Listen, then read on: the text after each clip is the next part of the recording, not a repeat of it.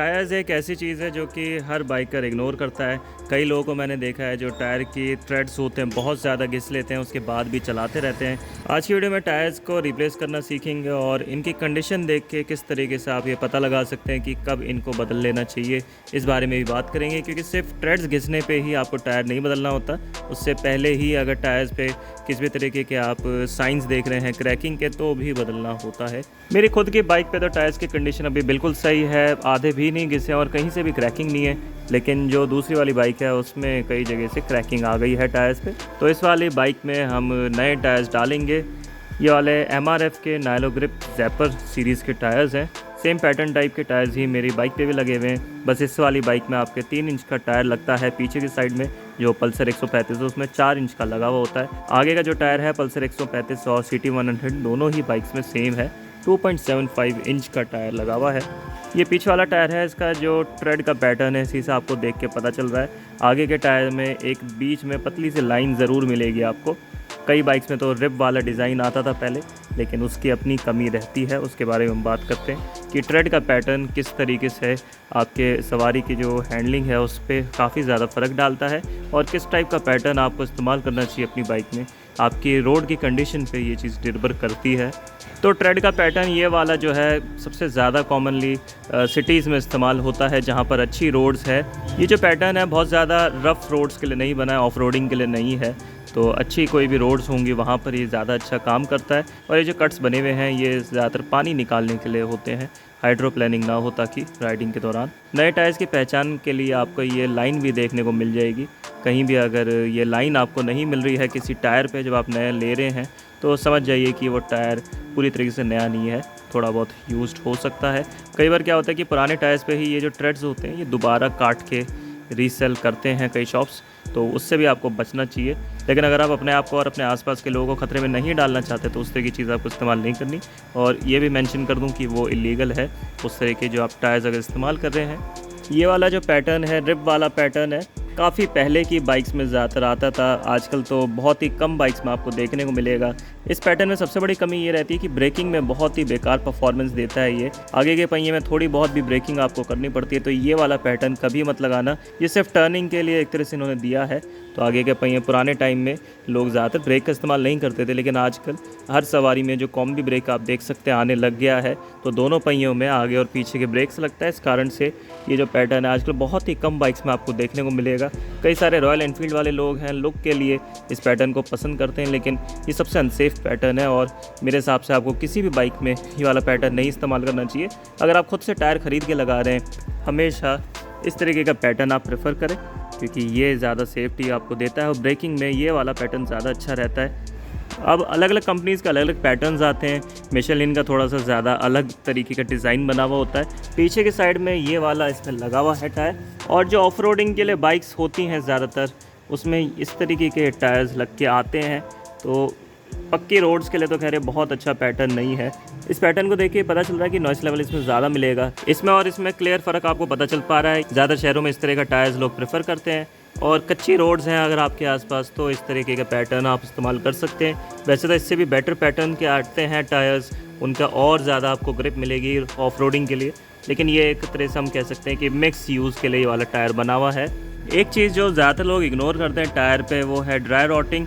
ये वाला टायर काफ़ी बुरी तरीके से क्रैक करने लग गया है और इसमें क्रैकिंग भी इतनी है कि फिंगर नेल अंदर जा रहा है। कई जगह पूरा ही आप देख सकते हैं जगह जगह से इसमें ड्राई रॉटिंग होने लग गई है। कई टायर वालों पे मैंने दिखाया ये टायर और सबका यही मानना है कि टायर अनसेफ है राइड करने के लिए।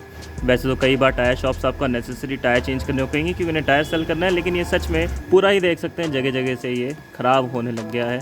और कई बार होता है कि टायर प्रेशर अगर आप कम रख के चलाते हैं तब भी ये सिचुएशन पहले आ जाती है, लेकिन इसका टायर प्रेशर हमेशा ऑप्टिमल रहा है। और ये असल में बाइक कम चलती थी, ज़्यादा धूप में खड़ी रहती थी, उस कारण से ये ड्राई रॉटिंग काफ़ी जल्दी हो गई। ये बाइक अभी 6 ही साल पुरानी है, लेकिन इसके टायर्स काफ़ी जल्दी मेरे ख्याल से ये क्रैक करने लग गए हैं। ज़्यादा टायर्स 10 साल चल ही जाते हैं और अगर आप बहुत ज़्यादा उसको ऐसा नहीं कर रहे कि खड़ी करके आपने छोड़ दी और धूप में खड़ी है, रेगुलरली आप नहीं राइड कर रहे, तब ये चीज़ जल्दी आपको देखने को मिल जाएगी।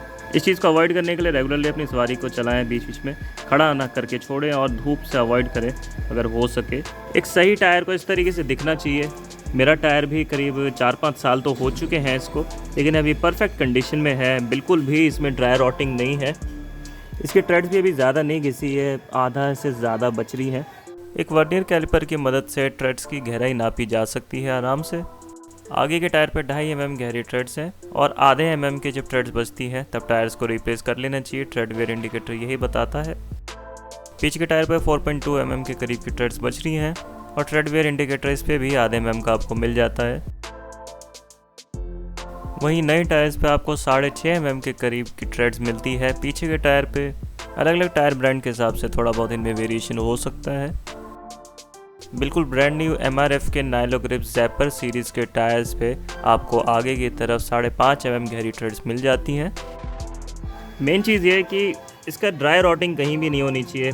साइड वॉल पे आपको देख लेना है और अगर कहीं भी ज़रा सी भी ड्राई रॉटिंग मिल रही है तो उसको बदल लें। इसमें आप ही की सेफ्टी है, क्योंकि टू व्हीलर पे ज़्यादा कुछ आपको प्रोटेक्शन मिलता नहीं है, तो इस पर रिस्क कम से कम रखना है आपको। बहुत से लोगों के टायर्स इसी कारण से फट जाते हैं और हाईवे पे अगर आप चला रहे हैं, मान लीजिए कि 80 की स्पीड है, 100 की स्पीड है, तो आप सिंपली इस तरीके के टायर्स पे भरोसा नहीं कर सकते अपनी ज़िंदगी के लिए। अब क्योंकि टायर्स की कंडीशन हल्की है तो इनको रिप्लेस कर लेंगे। इस पर्टिकुलर बाइक में आगे का पहिया निकालने के लिए 17 mm की गोटी का इस्तेमाल करना पड़ता है। दूसरी तरफ से स्क्रू ड्राइवर की मदद से इसके सेंटर के एक्सल को आप रोक सकते हैं ताकि दोनों तरफ से गोल गोल ना घूमे। ब्रेक कैम का जो एडजस्टर नट होता है उसको अगर आप पहले ढीला कर लेंगे तो एक्सल निकालने में सहूलियत हो जाएगी थोड़ी सी। ड्रम ब्रेक को निकालने के बाद इसका पहिया पूरा फ्री हो जाएगा। एक साइड में इसमें एक स्पेसर लगा रहता है तो उसका ध्यान रखें कि इधर उधर ना गिरे। वेल्व स्टेम की कैप को खोलने के बाद इसके अंदर का वेल्व खोल लें। इसके लिए एक स्पेशल टूल आता है। वेल्व को जब आप खोल लेंगे तो पूरी एयर इसकी निकल जाएगी, लेकिन टायर अभी भी रिम से काफ़ी मजबूती से लगा हुआ होगा। टायर बीट को अनसीट करने के लिए सिंपली इसके ऊपर आप खड़े हो जाएंगे तो ही ये साइड से निकल जाएगा। ध्यान रखें कि रिम पे स्क्रैच ना आए इस दौरान, तो नीचे कोई भी कपड़ा या कोई भी रबर बैंड बिछा ले। वेल्व स्टेम का नट खोलने के लिए 12 mm के पानी की ज़रूरत पड़ेगी आपको। कई बाइक्स में तो ये नट्स ही मिसिंग रहते हैं, बल्कि वेल्व के ऊपर की प्लास्टिक कैप भी नहीं होती। हवा भरने वाले सबसे पहले इनको फेंक देते हैं, लेकिन ये वेल्व को बचाने का काम करती है और in the long run tyre का आपका जो प्रेशर है वो जल्दी से लीक नहीं करता अगर कैप लगी रहती है उस पर।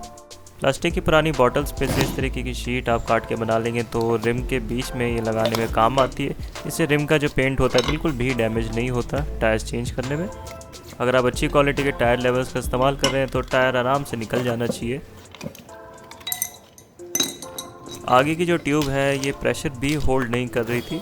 काफ़ी जल्दी इसका टायर का जो प्रेशर था चेक करना पड़ता था।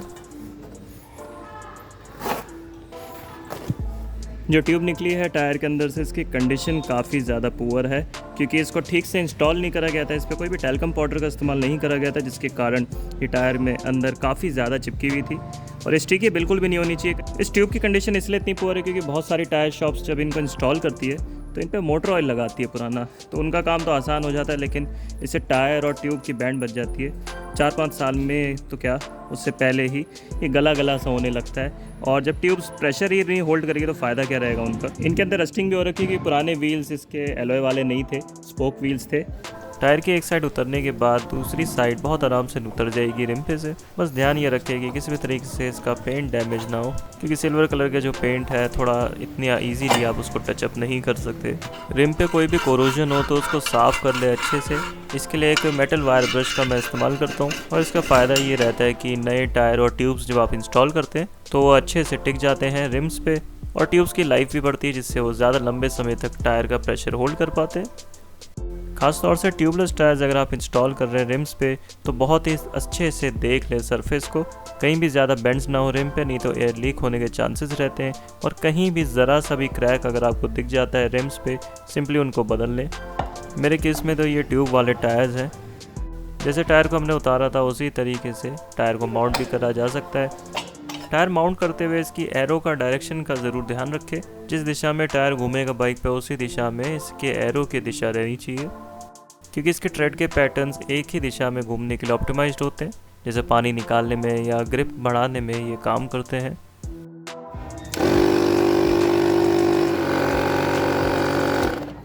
ट्यूब को टायर में माउंट करने से पहले किसी भी तरह के मैन्युफैक्चरिंग डिफेक्ट्स को मैं चेक करना पसंद करता हूं और हल्का सा टैल्कम पाउडर भी लगा देता हूं इस पर, ताकि फ्रिक्शन कम से कम रहे।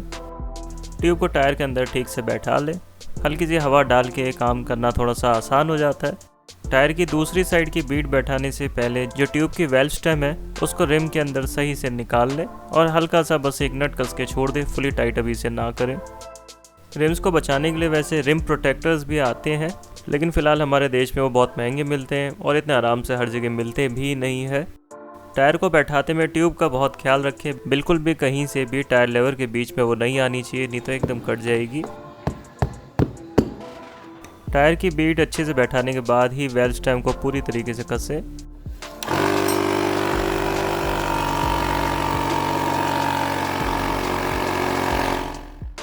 अब क्योंकि पहिया निकाला है, ये तो ब्रेक शूज़ को भी ठीक से घिस के लगा लेंगे ताकि वो कुत्ते के रोने की सी आवाज़ ना आए जब भी ब्रेक दबाया जाए। आइसोप्रोपिल अल्कोहल से ब्रेक शूज़ को अच्छे से साफ़ कर ले ताकि किसी भी तरह का ऑयल या ग्रीस का रेजिड्यू ना रहे इन पे। आज भी एस्बेस्टोस का इस्तेमाल करा जाता है ब्रेक शूज़ और पैड्स में, इससे ब्रेकिंग डस्ट को बिल्कुल भी हवा में ना उड़ाए।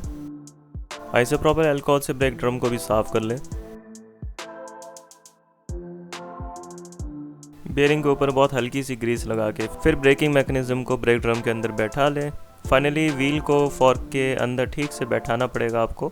स्पेसर का ध्यान रखें कि उसके बिना ना लगाएं आप इसे। एक्सेल का बोल्ट स्लाइड करके वापस इसे कस लेंगे। पीछे के पहिए का एक्सेल भी 17 mm के पानी की मदद से निकल जाएगा। एडजस्टर नट्स इस बाइक में 13 और 10 mm के लगे हुए हैं और ब्रेक की जो टॉर्क आर्म होती है उस पर 14 mm की गोटी की मदद से बोल्ट खुल जाएगा। ब्रेक कैम के खुद का जो एडजस्टर नट होता है वो हाथ की मदद से खुल जाता है ज़्यादातर केसेस में।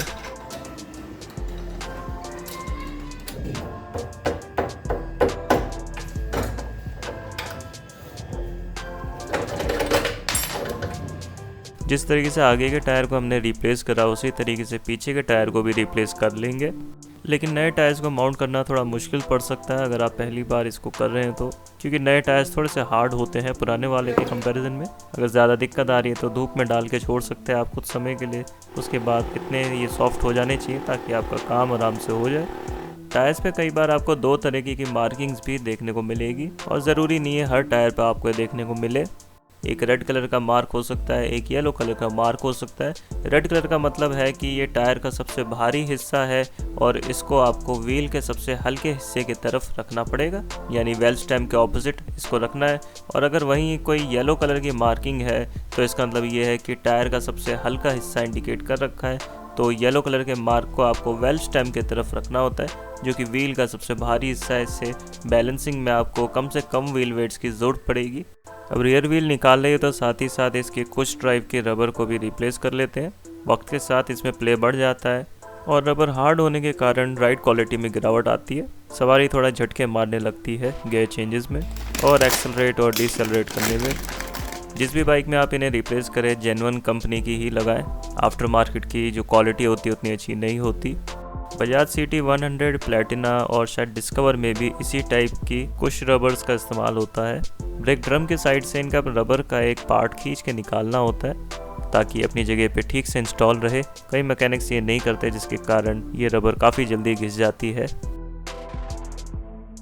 कुछ रबर को ठीक से बैठाने के बाद पहिए को वापस लगा लेंगे। जिस भी तरीके से हमने पहिए को निकाला था उसी तरीके से रिवर्स ऑर्डर में आप इसको फिट कर पाएंगे। एक्सेल पे रस्टिंग ना हो इसलिए थोड़ी सी ग्रीस ज़रूर लगा लें इस पे, इससे इसे डालने निकालने में भी सहूलियत हो जाती है। लास्टली स्पेसर को लगा के फिर एक्सेल को स्लाइड कर लेंगे। चेन का स्लैक एडजस्ट करने पे ऑलरेडी एक डिटेल्ड वीडियो हमने बना रखी है, उस वीडियो का लिंक भी इस वीडियो के डिस्क्रिप्शन में आपको मिल जाएगा जाके चेक करने के लिए। तो इस वीडियो में हम उस प्रोसेस को डिटेल में कवर नहीं करेंगे। और आप देख सकते हैं टायर अच्छे से सीट कर चुका है, रिम पे बिल्कुल एकसार तरीके से बैठा हुआ है, कहीं से भी अंदर बाहर नहीं है। रिम पे भी बहुत ज़्यादा गहरे स्क्रैचेस नहीं पड़े। रिम प्रोटेक्टर्स का अगर आप इस्तेमाल करेंगे तो और बेहतर रिजल्ट्स आपको मिलेंगे। टायर की बीड अच्छे से सीट हो जाए इसके लिए हल्का सा टेल्कम पाउडर टायर पे भी लगा सकते हैं आप, इससे माउंट करने में सहूलत हो जाएगी। बस किसी भी तरह का मोटर ऑयल का इस्तेमाल ना करें। कई टायर शॉप्स अपनी मेहनत बचाने के लिए वो करती है, लेकिन उससे टायर्स काफ़ी जल्दी ख़राब होने लगते हैं। कोशिश करें जो भी टायर्स आपके व्हीकल मैन्युफैक्चरर ने रेकमेंड करे वहीं आप लगाएं। ज़्यादा वेरिएशन ना करें साइज़ में, इससे माइलेज और पिकअप के इश्यूज़ आपको आ सकते हैं। मुझे उम्मीद है वीडियो आपको पसंद आई होगी। अगर आपके कोई भी सवाल है तो कमेंट से ज़रूर पूछ सकते हैं मुझसे।